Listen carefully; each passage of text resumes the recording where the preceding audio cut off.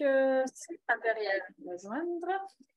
Simon Laperrière est tantôt chargé de cours, tantôt doctorant. Il est avant tout critique de cinéma et essayiste. Son nom apparaît fréquemment au sommaire des revues Panorama Cinéma, Hors Champ et 24 images. Il est également chroniqueur à l'émission culturelle Le Horreur Express et depuis 2019, il co-dirige la série de projection excentrique Les Nuits de la quatrième dimension au cinéma du Parc. Oui. Et il est aussi un très grand spécialiste des études de femmes. Pour mon visuel, ça me pour te connecter, donc on va essayer ce qu'on a fait tout à l'heure.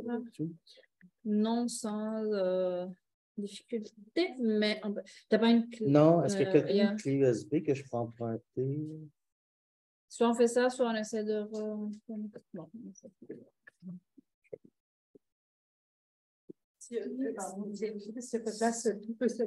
D'accord.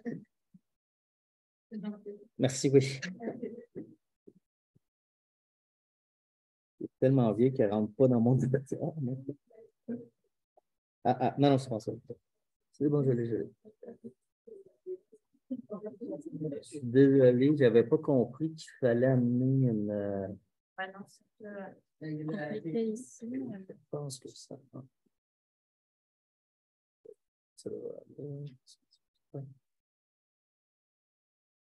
Oui, c'est bon. Voir. OK, sinon. Ouais. C'est pas vraiment. C'est du début. Très bien, super. Bon, ben merci. D'abord, bonjour tout le monde. Vraiment, c'est fantastique il est un peu intimidant d'être dans un panel avec deux présentations vraiment très intéressantes. J'ai appris beaucoup de choses, c'est super. Ceci dit, par rapport à l'exposé que je voulais vous faire aujourd'hui, c'est un peu un récit qui débute à l'automne 2019, alors que mon estimée collègue Martha Boni m'invite à participer à un projet pour le labo de télé. Et son idée consiste à suivre et répertorier l'évolution des échanges entre fans d'une série en cours de diffusion. De cette façon, il serait possible d'observer en temps réel la formation de nouveaux discours autour d'un objet télévisuel, le partage de théories inédites sur sa trame narrative et surtout l'enthousiasme que cette production génère au sein d'une communauté. Au final, cette initiative espère mieux comprendre comment spectatrices et spectateurs se positionnent par rapport au paysage audiovisuel contemporain. Martha et moi avons l'intention de construire notre base de données à partir des publications mises en ligne sur les réseaux sociaux ainsi que certains forums de discussion comme Reddit.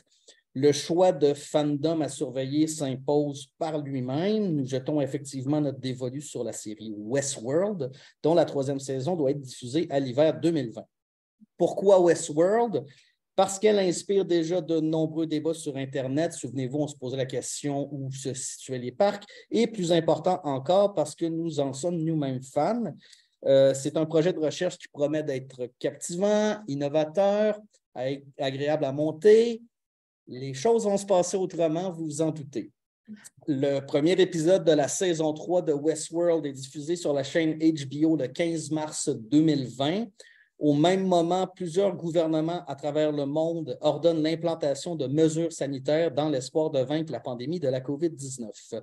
Le hasard veut donc que la fuite de l'androïde Dolores hors du parc de Westworld coïncide avec le début du confinement mondial. Cette ironie n'a pas échappé à certains fans qui s'appressent de la signaler en ligne. Elle a d'ailleurs le mérite de m'arracher un rire à une période où j'en avais le plus grand besoin, même que je me disais, Dolores, elle n'a pas besoin de porter de masque, c'est un robot. Je poursuis donc mon enquête sur les fans de la série de science-fiction dans un contexte qui est particulièrement anxiogène et, sans surprise, je constate que la majorité des usagers de Reddit évitent d'aborder une actualité qui est démoralisante. Ils souhaitent plutôt se changer les idées en spéculant, par exemple, sur l'identité potentielle des alliés de Dolores dans son combat contre l'humanité. Une poignée de billets porte tout de même sur la situation en cours. La plupart sont des éloges envers l'esprit d'un groupe uni qui sert désormais de remède à la solitude. Plusieurs vont dire c'est super de pouvoir se rejoindre ici, ça me change les idées, moi qui est seul dans mon appartement. D'autres, plus rares, vont tisser des liens parfois inusités entre Westworld et la pandémie. Un internaute va ainsi se demander si la présence d'une figurante portant le masque dans une scène extérieure découlerait vraiment d'une coïncidence. Et en général, ce type d'intervention aux échos un peu complotistes est ignoré par le reste de la communauté. Je remarque au fil des mois que les fans ont tendance à se référer à une autre série que Westworld pour évoquer la crise de la COVID-19. Également produite par les studios HBO, sa prémisse porte également sur une tragédie à l'échelle mondiale.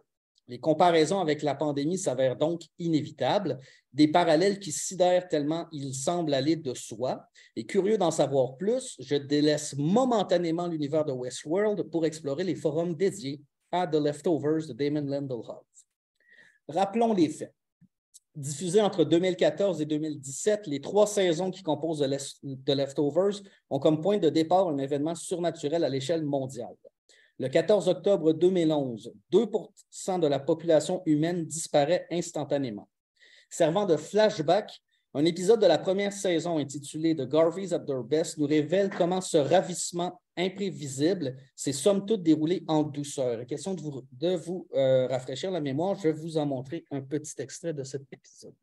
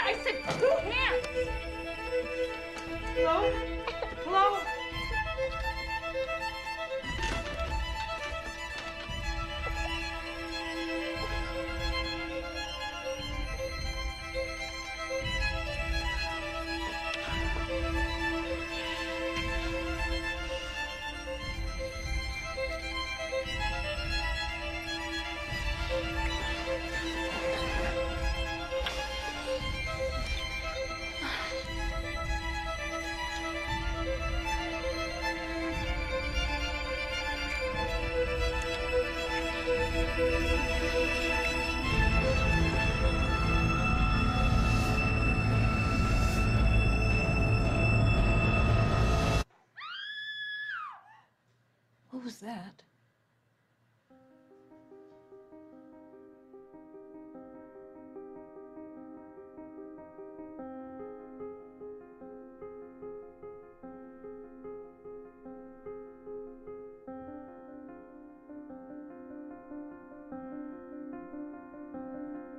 Le ravissement a lieu. Donc, vous le voyez, on n'a aucune explosion, on n'a aucune apparition d'un cavalier de l'Apocalypse, on n'a aucun Watcher qui nous prévient de l'arrivée imminente de Galactus. Soudainement, sans crier garde, une instance mystérieuse transforme le quotidien de la planète entière.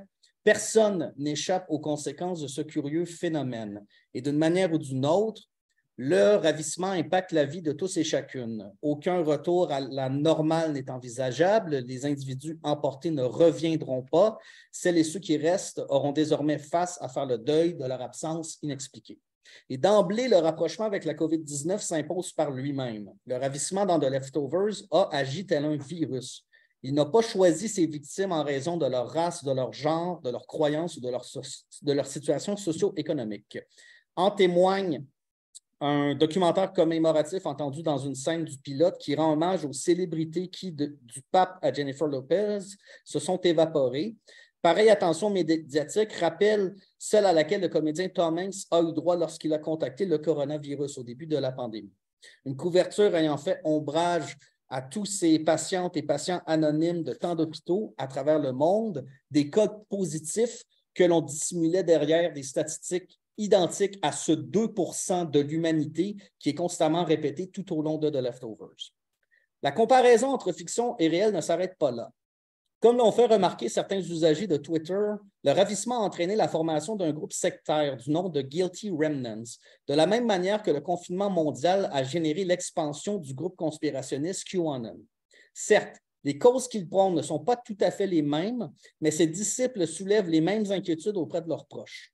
Dans un ordre d'idées similaire, pandémie et ravissement ont respectivement suscité un lot d'interprétations hasardeuses qui, dans certains cas, frôlaient l'irrationnel. Toujours dans la première saison, le personnage de Nora est ainsi contacté par un groupe prétendument scientifique qui associe la disparition de masse à une intervention du démon Azraël. En ce qui concerne la pandémie de la COVID, un coup d'œil aux publications du groupe Facebook Les Illuminés du Québec suffit pour recenser une panoplie d'hypothèses paranoïaques. Or, ces lubies sont symptomatiques d'un sentiment qui habite l'ensemble des protagonistes de The Leftovers, à savoir l'angoisse de l'incertitude. Je reviendrai sur ce thème majeur de la série, mais signalons pour l'instant que plusieurs fans y ont reconnu leur propre état d'être au début du confinement. Mais que des spectatrices et des spectateurs s'identifient aux personnages d'une fiction n'a rien d'anormal. Nous sommes toutes et tous des Don Quichotte à nos heures. Les séries télévisuelles, vous le savez mieux que moi, et Joyce l'a d'ailleurs mentionné, ont comme particularité d'intensifier ce type d'identification, ne serait-ce parce que nous côtoyons leurs protagonistes sur une longue durée. Pour la même raison, les cas où le public se reconnaît en des individus absents d'un récit narratif s'avèrent plutôt rares. Il n'y a que les éternels retardataires qui vont remarquer avoir des points en commun avec Godot de la pièce de Beckett.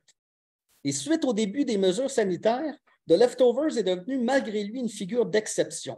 Face aux images des métropoles vidées de leur population qui déferlaient sur les écrans, plusieurs amatrices et amateurs y ont vu le reflet du monde des disparus que décrit Nora à Kevin dans le tout dernier épisode de la série. Ce dernier serait identique au nôtre, mais n'aurait qu'une population de 140 millions d'individus. Over here, we lost them all, dit Nora, but over there, they lost all of us. En tant que fan, je peux vous confirmer d'avoir fait un lien avec The Leftovers lors du congé pascal de l'année 2020, alors que je me promenais dans mon quartier avec l'impression d'être moi-même le dernier homme sur Terre. Face à toutes ces similarités, la tentation est devenue grande auprès des sériphiles d'accorder à Damon Lindelof des dons de voyance, une possibilité accentuée par les manifestations du mouvement Black Lives Matter suite à la mort de George Floyd à l'été 2020, une tragédie que Watchmen, une autre série dirigée par Lindelof, semblait avoir anticipée. Les travaux du théoricien Pierre Bayard nous invitent à ne pas reléguer ces phénomènes de causalité à de simples impressions de lecture. Les artistes, selon lui, auraient bel et bien accès à des fenêtres vers l'avenir. Dans un prologue à son essai « Le plagiat par anticipation », Bayard revient sur une thèse déjà exposée dans Demain est écrit, un ouvrage antérieur. Nombreux, en effet, sont les cas où les textes littéraires évoquent des événements de la vie personnelle de l'écrivain qui ne se sont pas encore passés, comme des rencontres amoureuses, des accidents, des crises de folie, des décès. Événements dont le lecteur vigilant peut avoir des sentiments qu'ils ont été décrits par ces livres, parfois avec une précision étonnante, alors que même l'auteur ne pouvait en avoir objectivement connaissance. Mon ambition ici n'est pas de donner raison à Bayard. Bien que son approche s'avère stimulante, l'appliquer aux échanges sur la pandémie qu'ont émis les fans de Leftovers en viendra faire ombrage à un mode de lecture méritant notre attention. Il s'agit effectivement d'une perspective critique qui nous permettrait de mieux saisir comment les fans réfléchissent le monde d'aujourd'hui à partir des objets qu'ils aiment. Je me réfère ici à la lecture exégétique telle que pratiquée par Paconte Tielman.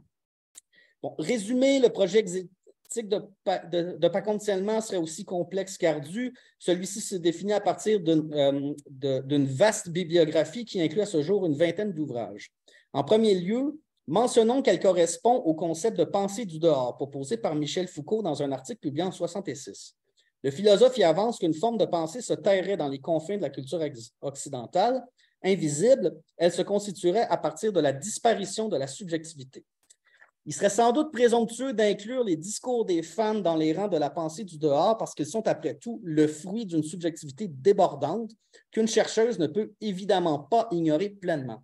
Or, il est possible, selon moi, de rapprocher ces instances discursives dans la mesure où elles évoluent en dehors d'un cadre dominant, celui du milieu scientifique. Dans un entretien donné en 2019, Alain Badiou propose que la philosophie se transmet en suivant deux voies parallèles. La première est d'ordre académique. Elle considère la philosophie comme une discipline qui s'enseignerait de la même manière que l'ensemble des sciences humaines. Son partage serait rendu possible grâce au rapport hiérarchique entre maître et élève mis de l'avant dès l'Antiquité par Aristote. La philosophie réussirait tout de même à se déployer en dehors de la salle de cours par l'entremise, par exemple, de conversations entre usagers d'un forum dédié à une série. Ça vient de moi. Badiou ne parle pas de Reddit, malheureusement.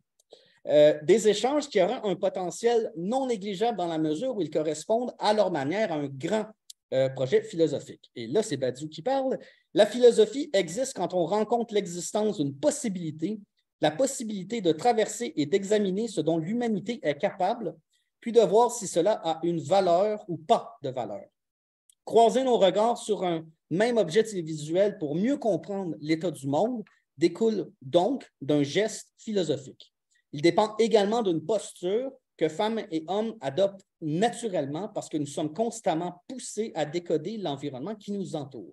Tel que l'affirme Olivier Maillard, vouloir savoir, vouloir comprendre, ou plus exactement, voir en un nombre choisi d'éléments tirés de la réalité autant de signes d'une autre réalité plus profonde, plus authentique, mais secrète, comme ensevelie sous la précédente et qui exige un effort de déchiffrement, voilà bien une attitude humaine, éternellement, universellement humaine. On pourrait cependant affirmer que se référer à une série comme The Leftovers pour réfléchir à une pandémie mondiale manque fondamentalement de rigueur. Ce n'est pas bien sérieux. Il vaudrait mieux se tourner vers les écrits des grands penseurs. Il s'agit, selon moi, d'un jugement de valeur qui en viendrait à ignorer l'apport de la culture populaire à une pensée critique.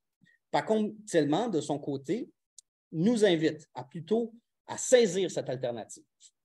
Le principe de l'exégèse, nous dit-il, tient au fait de lire dans les œuvres d'artistes modernes ou vivants non la parole humaine qu'ils ont prononcée volontairement, mais la parole divine qu'ils ont transmise, et donc la divination qu'elle implique et qui passe par la transformation de notre regard, de notre écoute, enfin de notre être et de notre manière de vivre.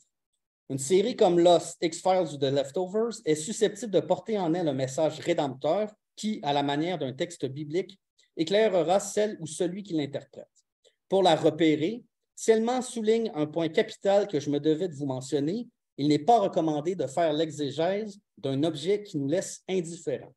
Pour cela, nous dit-il, il est largement préférable de focaliser sur des œuvres que l'on aime d'amour. Écrire sur une œuvre d'art que l'on n'aime pas d'amour, c'est comme faire l'amour avec quelqu'un que l'on n'aime pas vraiment. On rentrera peut-être chez soi avec un grand sourire, mais on n'aura pas l'impression que c'est le sens de toute notre vie qui aurait été mis en jeu dans cette rencontre. Inutile ici de préciser que les fans de Leftovers qui ont cherché à comprendre la situation mondiale des dernières années aiment cette série d'amour. Ainsi, la décortiquer pour y repérer des indices porteurs de sens n'est pas tant une lecture paranoïaque, au sens où l'entend écho, mais bien un geste exégétique. Et que cette pratique se fasse à leur insu n'a au final aucune importance. Ce qui compte vraiment est la manière avec laquelle cette traversée de Leftovers en vient à transformer leur regard. Une exégète qui s'ignore vaut mieux qu'une spectatrice qui ignore l'appel de l'interprétation. Des interprétations qui gagnent d'ailleurs à être ensuite partagées entre passionnés sur un forum pour permettre l'évolution de l'exégèse. Toujours selon Tillman, l'exégèse est nourrie par le fait d'avoir plusieurs interprétations d'une même œuvre et de pouvoir articuler ces interprétations de façon harmonieuse ou dissonante selon le parcours qu'on veut créer pour son lecteur. L'exégèse se déploie à partir de l'échange avec autrui. Les interprétations de fans participent à une vaste quête de vérité. Outre le jeu de la comparaison, nous pouvons maintenant nous demander ce que amatrices et amateurs ont bien pu trouver comme réponse dans The Leftovers. Plus tôt, je mentionnais que la série abordait frontalement le thème de l'incertitude. La cause du ravissement n'est jamais dévoilée et à force de la chercher, les personnages de Nora et Kevin ne font que s'enfoncer dans un lourd et frustrant brouillard. Ils découvrent plutôt que l'univers dans lequel ils vivaient s'avère bien plus complexe qu'ils ne le croyaient. Cette complexité est un nœud impossible à défaire. On ne peut que la porter sur ses épaules. The Leftovers est peut-être la seule série dans laquelle voyager vers un monde parallèle n'apporte aucune lumière sur celui d'où l'on vient. Les interrogations que suscite un événement comme le ravissement ne fait que renouveler celles qui étaient déjà sans réponse, ne font que renouveler, pardon. D'où cette profonde angoisse qui traverse l'entièreté de la série. Comme le dit Thelma dans un ouvrage sur The Leftovers coécrit en 2019 avec la professeure Sarah Actuel, notre détresse a appelé l'événement pour trouver une forme à habiter. Une fois l'événement arrivé, elle s'est installée. Puis, elle n'a plus réussi à partir. Enfin, elle s'est mise à déborder, faisant de nous des êtres dans un état de détresse permanent. Depuis le début de la pandémie de la COVID-19, plusieurs ont mentionné que le confinement mondial ne faisait que mettre en lumière des problèmes déjà présents. Comme dans The Leftovers, notre détresse, notre solitude et nos incertitudes étaient présentes bien avant la mise en place des mesures sanitaires. La différence, c'est que nous avions alors le luxe de pouvoir les ignorer. En revisitant la série HBO, les fans n'ont pas trouvé de réponse à leurs questions. Ils ont néanmoins trouvé autre chose. Ils ont trouvé les outils pour connaître la paix intérieure. Regarder The Leftovers, écrit Thelma, c'est apprendre à vivre dans un monde où personne n'a de réponse. Et grâce à une lecture exégétique de cette grande série contemporaine, les fans n'ont peut-être pas contribué au partage du savoir et des connaissances qui nourrissent les actes de colloque, ils ont plutôt appris à vivre. Merci.